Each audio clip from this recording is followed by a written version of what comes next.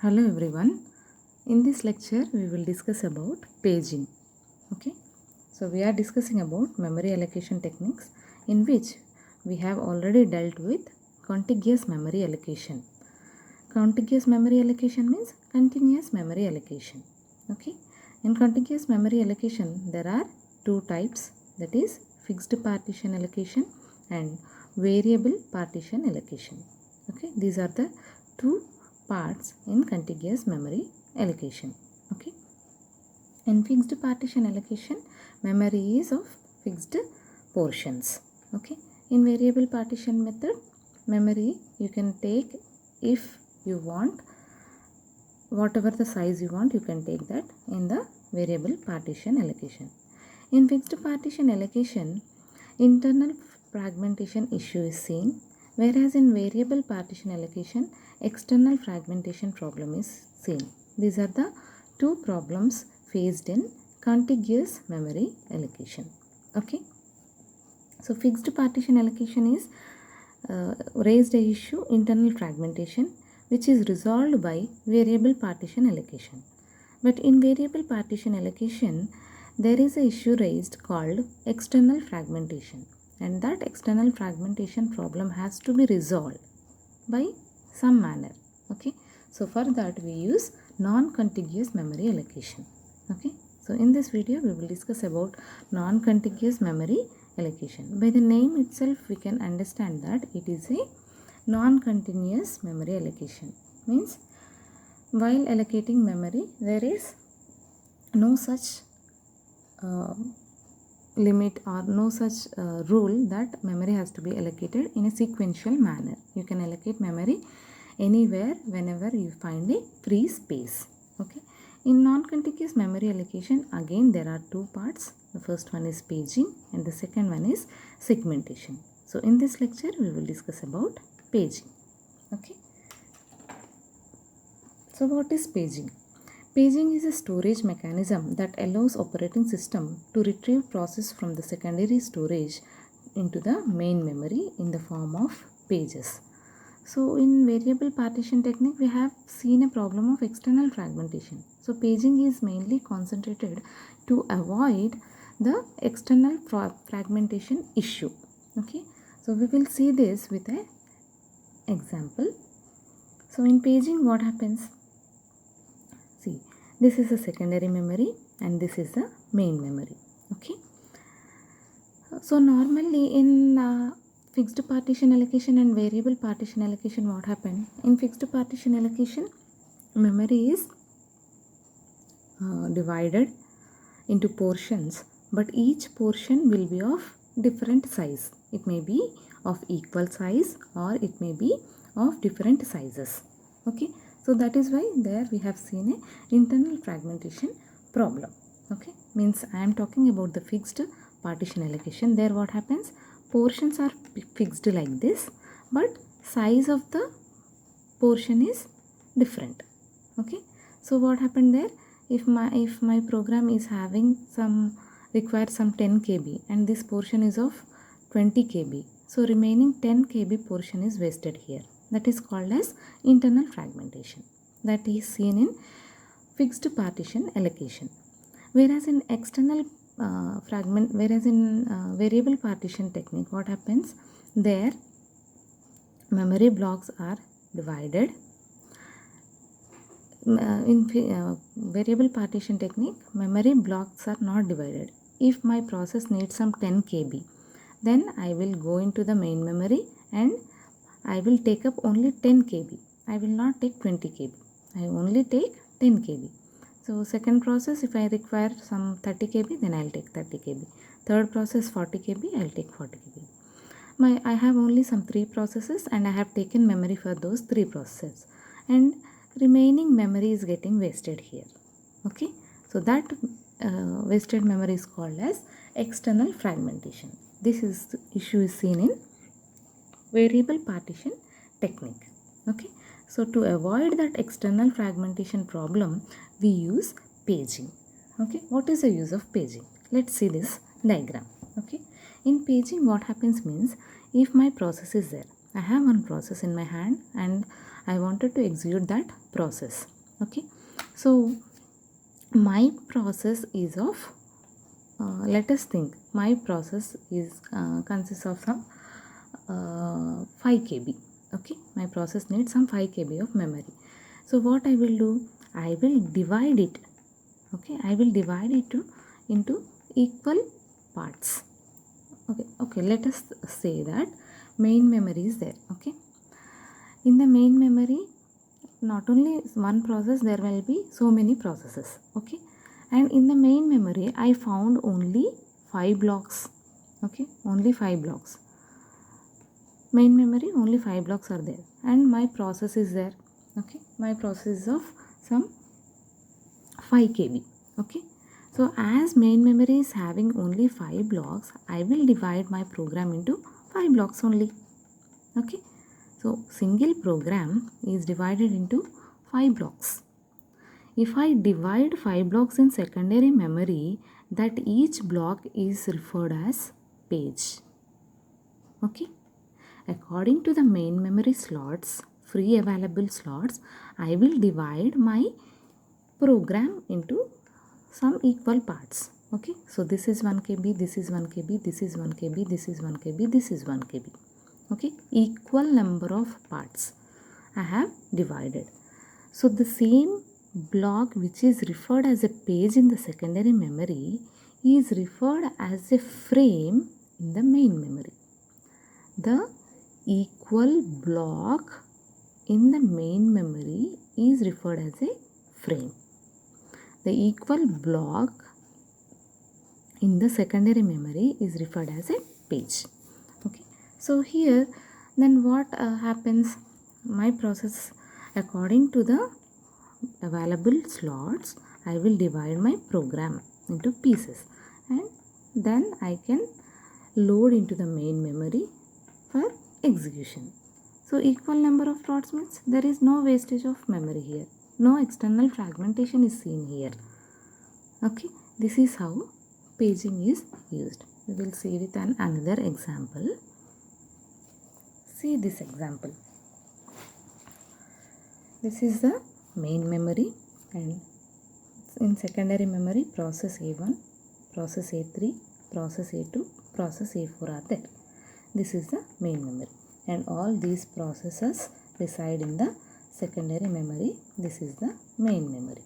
Okay, if my process is having 1 kb blocks, okay, here in secondary memory each block is referred as a page. Okay, in secondary memory if I am having 1 kb pages, then in main memory also there will be 1 kb frames only. Okay, each block in the main memory is referred as frame. Okay, so one frame equal to 1 kb. Okay, this frame is equal to 1 kb, and frame size is equal to the page size.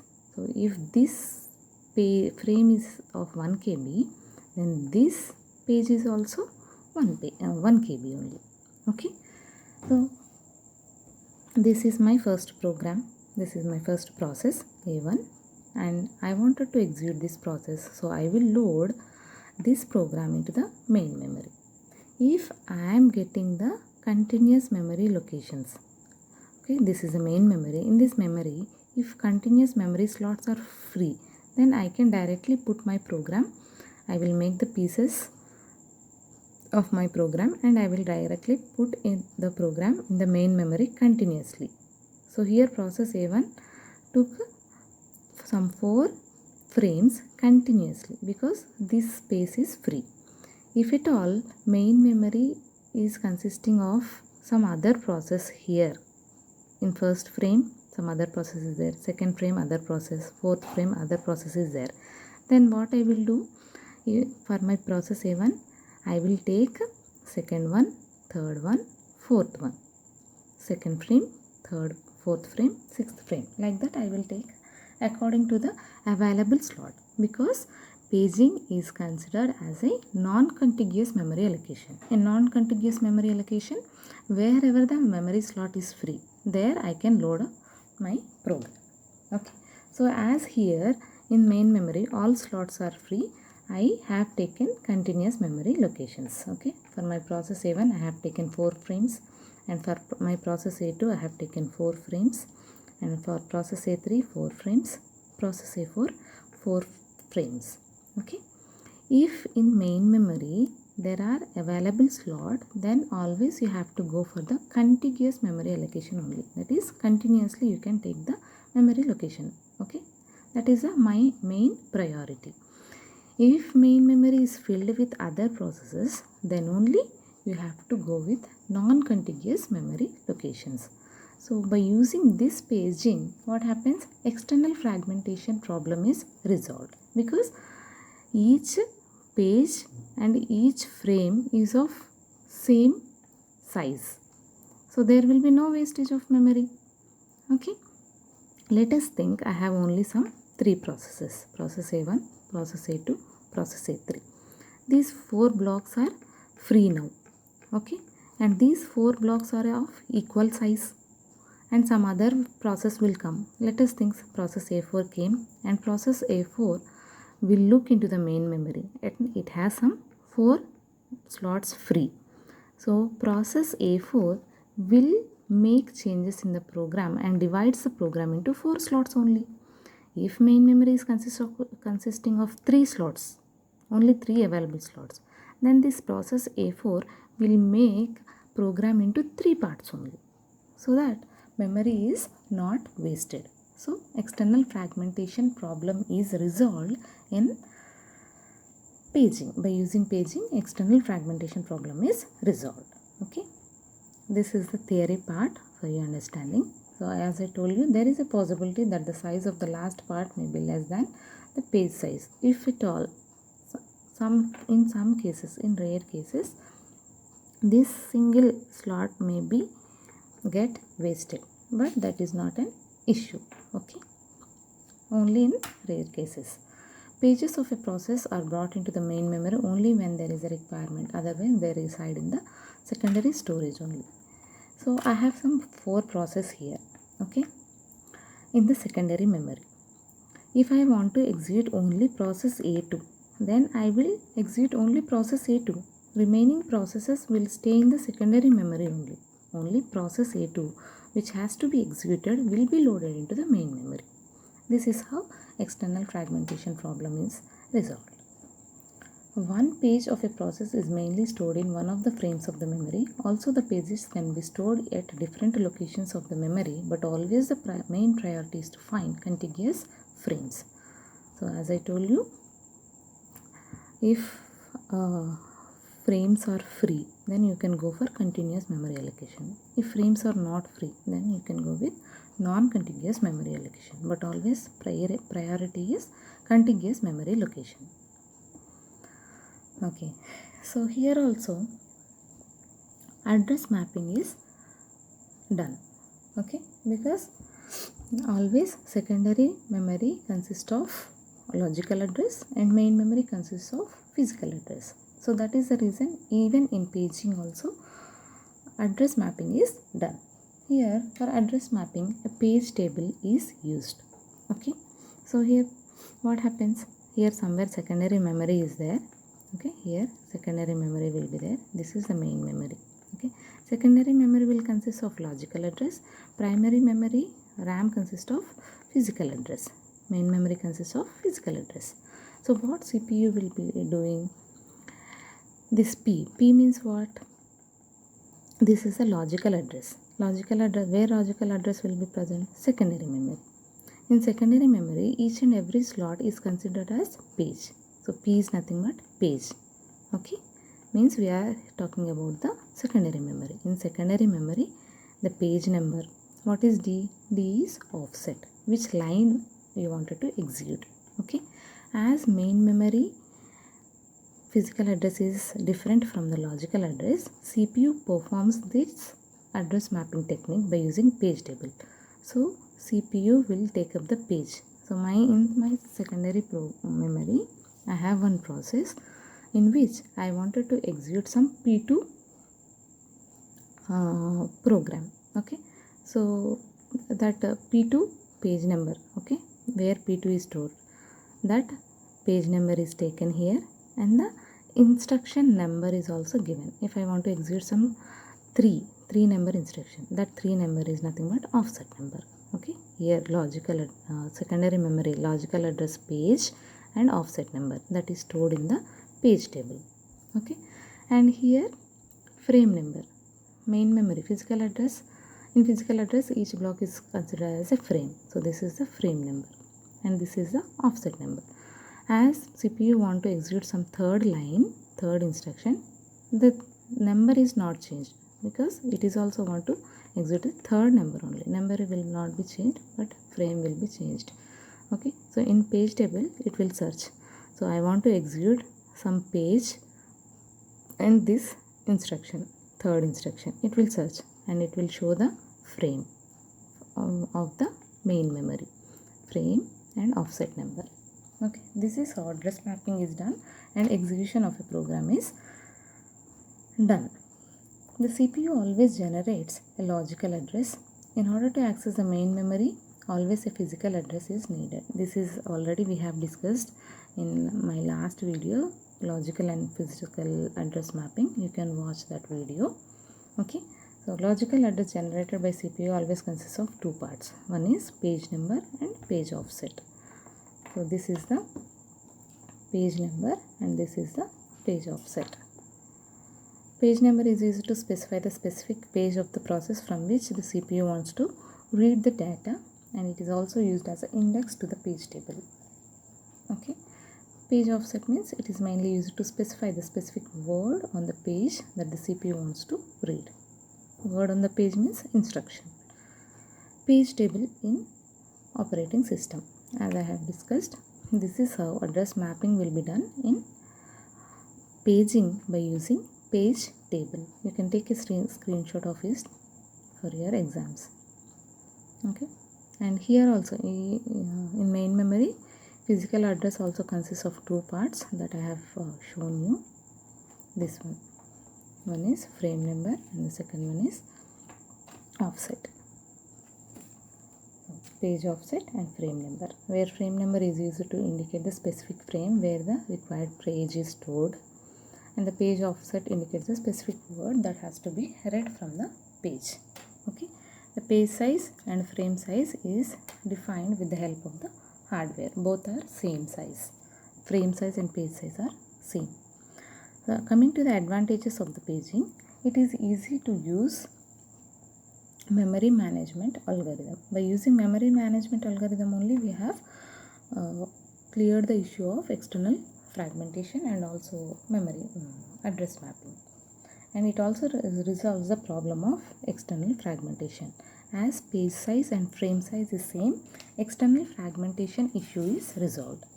Swapping is easy between equal sized pages and page frames, because in secondary memory the page size and in the physical memory frame size both are equal. So swapping is done very easily in order to map the logical and physical address. Coming to the disadvantages of paging, it may sometimes cause internal fragmentation. So as I already told you, if my page size is of 1 KB and I have stored page size and frame size are same, okay, my program is there and my program consists of requires some 3 KB, okay, 2.5 KB I require. Okay, so what I will do, I will load my program into the main memory in the frames. So as frame size and page size are equal, 1 KB of page size, 1 KB of page and 1 KB of frame is same, and my program requires 2.5 KB. So what it will do, it will take 3 slots, 3 frames in the main memory, because my program requires 2.5 KB. So remaining 5% is getting wasted, which is called as internal fragmentation. That is the disadvantages in the paging. And page table consume additional memory. Yes, as for address mapping, a page table is required, and page table is also have to be stored at some place. Okay, so it consumes some place in the operating system. That is also one of the disadvantages. This is all about paging. Thank you.